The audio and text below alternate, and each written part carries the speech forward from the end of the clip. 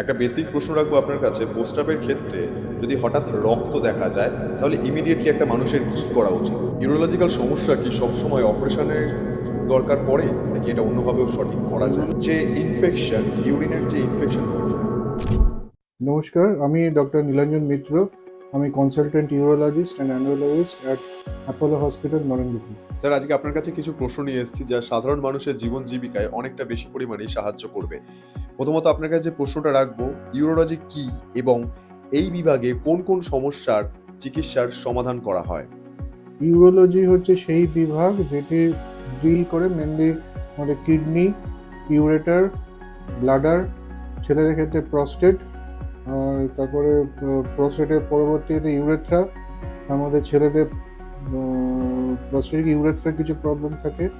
এছাড়াও যেটা হলো অ্যান্ড্রোলজি পার্ট, যেটা পুরুষদের কিছু সেক্সুয়াল হেলথের যে সমস্যাগুলো প্লাস বন্ধ্যাত্ব টাইপের সমস্যা এগুলো সব ইউরোলজির ডিপার্টমেন্টের আন্ডারে পড়ে। বর্তমানে সবচেয়ে বেশি কোন ইউরোলজির সমস্যা দেখা যাচ্ছে? ওরকম করে আলাদা করে ইউরোলজির সমস্যা বলা যায় না, আমরা সব রকম সমস্যাই পাই। যত দিন যাচ্ছে মানুষের যত অ্যাওয়ারনেস বাড়ছে, সমস্ত রকম সমস্যা নিয়ে মানুষ আস্তে আস্তে আসছেন।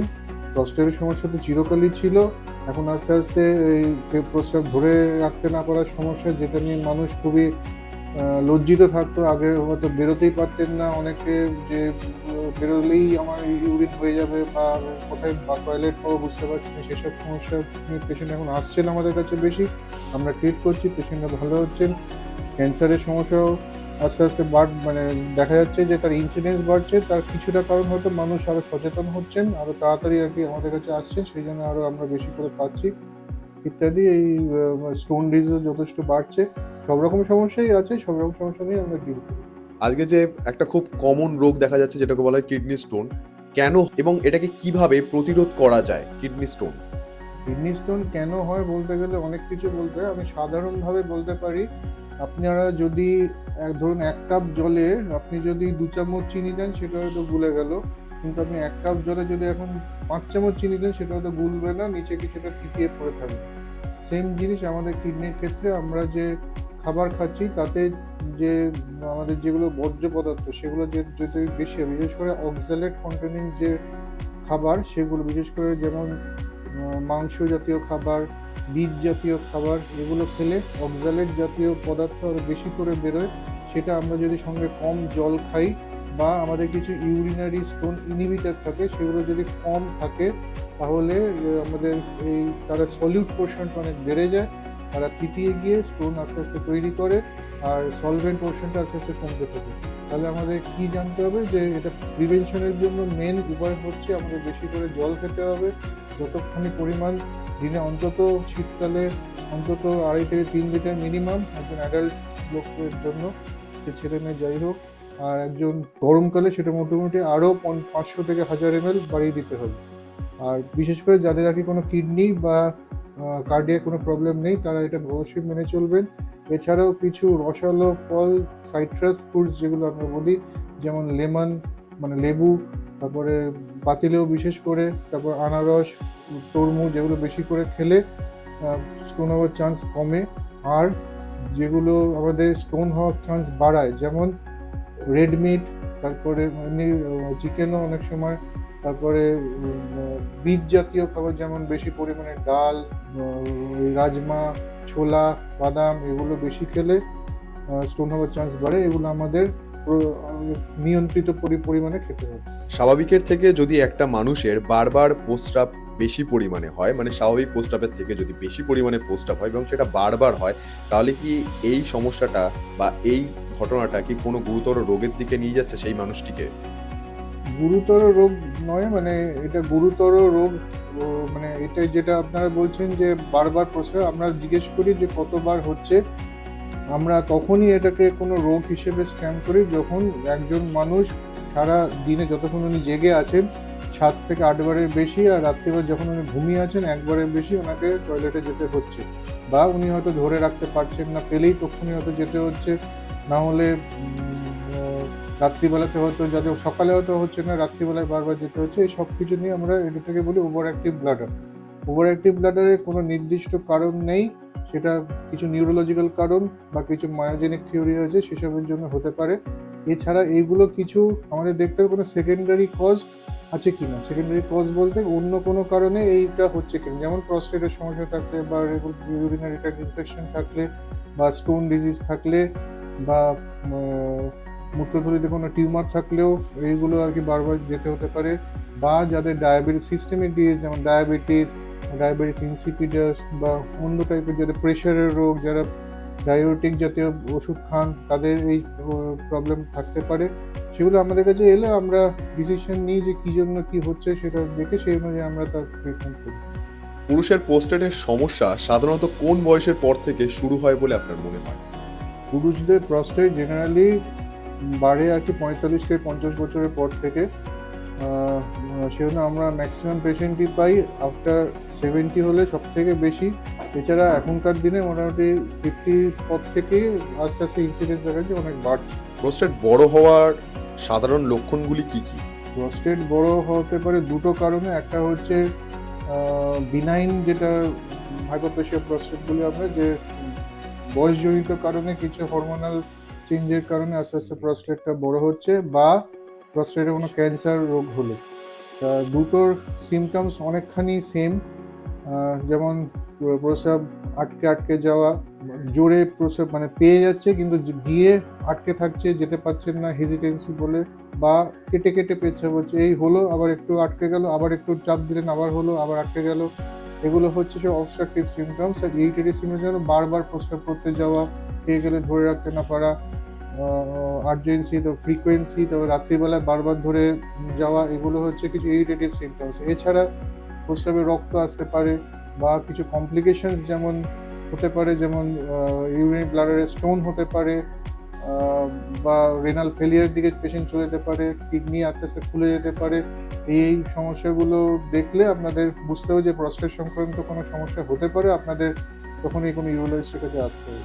মহিলাদের মধ্যে ইউরিনারির যে ইউরিনের যে ইনফেকশন বলা হয়, সেটা কেন হয় এবং সেটা বেশি হওয়ার পিছনে কারণ কি কি হতে পারে? ছেলেদের তুলনায় মেয়েদের ইউরিন ট্র্যাক্ট ইনফেকশনের চান্স অনেক বেশি থাকে।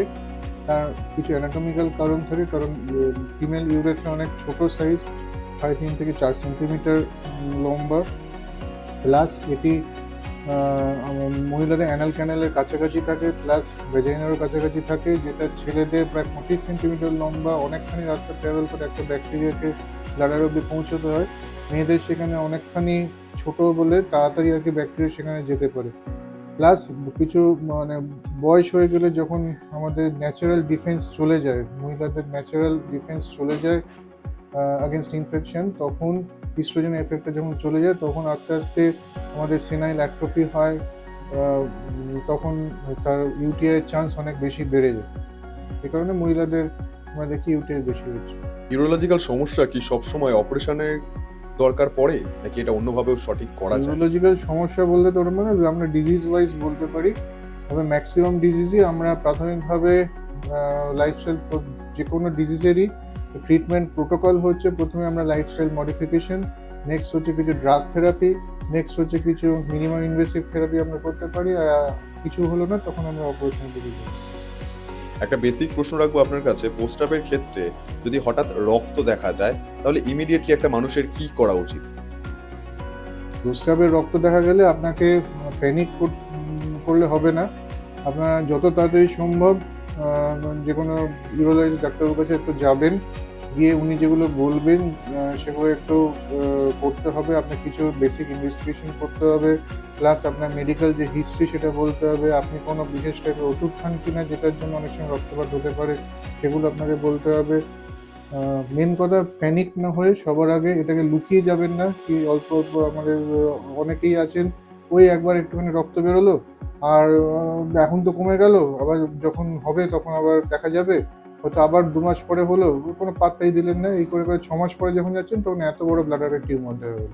সেইটা যাতে না হয়, যখনই রক্ত বেরোবে আপনাদের অ্যাওয়ার থাকতে হবে যে আপনি তখনই কোনো ইউরোলজিস্ট ডাক্তারের কাছে গিয়ে আপনার চেক আপটা করিয়ে নেবেন। আজকের দিনে মানুষের একটা খুব সাধারণ ধারণা আছে যে হঠাৎ কোনো সমস্যা হলে বা ছোটোখাটো ক্ষেত্রে জিনিসটাকে এড়িয়ে যাও। ফোনে রয়েছে এআই বা আর্টিফিশিয়াল ইন্টেলিজেন্স, তার থেকে সাহায্য নেওয়াটা অনেকে মনে করছে যে ডাক্তারের থেকেও ভালো। মানুষ মনে করছে যে ডাক্তারের থেকে ভালো এআই বলতে পারছে। আজকে যে টপিকে আপনার সাথে কথা হচ্ছে, আপনি সেই টপিকে মানুষকে কি বলতে চাইবেন? যে এআই ভালো, বা ছোটোখাটো কেসে এআই এর কাছে কি মানুষ সাহায্য নিতে পারে, নাকি অবশ্যই সবসময় ডাক্তারের কাছে আসাটাই আজ কেন ভবিষ্যতের জন্য ইম্পর্টেন্ট থেকে যাবে? অবশ্যই আর্টিফিশিয়াল ইন্টেলিজেন্স কখনোই ন্যাচারাল ইন্টেলিজেন্সকে রিপ্লেস করতে পারে না। আপনার যখন কোনো সমস্যা হবে আপনাকে অবশ্যই কোনো ডাক্তারবাবুর কাছে আগে দেখাতে হবে। তারপরে আপনারা যদি মনে করেন যে হ্যাঁ, এটা বুঝতে পারলেন না, ডাক্তারবাবু কী বললেন, বা হয়তো যাচাই করতে চাইলেন যে ডাক্তারবাবু কী বললেন, আপনি অবশ্যই তখন এআই এর হেল্প বা ইন্টারনেটের হেল্প নিতেই পারেন। যেটা আমাদের ক্লিনিক্যাল আমাদের কিছু আইস থাকে, আমরা এত বছর ধরে যে এক্সপিরিয়েন্স আমরা যে গ্যাদার করি, তার সঙ্গে একটা ক্লিনিক্যাল এক্সামিনেশন, সেগুলো এআই কখনোই বলতে পারে না। প্লাস এআই হলে আপনাকে কি, আপনি যদি বলেন একটা, ধরুন আপনার ইউরিনে রক্ত বেরিয়েছে, এআই আপনাকে একটা list of bundle of test দিয়ে দেবে, একটা 25খানা টেস্টের একটা বান্ডেল দিয়ে দিলে আপনি এবার কী করবেন? আপনি অতগুলো টেস্ট করাবেন না? একজন ডাক্তারবাবুকে দেখিয়ে হয়তো 2-3টে টেস্ট করালেই হয়তো আপনার ধরা পড়ে যাবে আপনার কী রোগটা হয়েছে। যাই হোক, আপনার যদি কোনো সমস্যা হয় সবার আগে কোনো ডাক্তারবাবুকে দেখাবেন। তারপর যদি কোনো প্রবলেম আপনার তারপরে থাকে, তখন আপনি কোনো এআই এর নিতেই পারেন, হেল্প নিতেই পারেন। স্যার, আজকের দিনের মানুষের ব্যস্ততম দিনে মানুষ এই যেভাবে তাদের লাইফের রুটিন চেঞ্জ হচ্ছে, সেখানে অনেক ক্ষেত্রে মানুষ তার প্রস্রাব চেপে রাখছে ঘন্টার পর ঘন্টা, মিনিটের পর মিনিট। এইটা কতটা ভয়ানক একটা মানুষের জীবনের ক্ষেত্রে?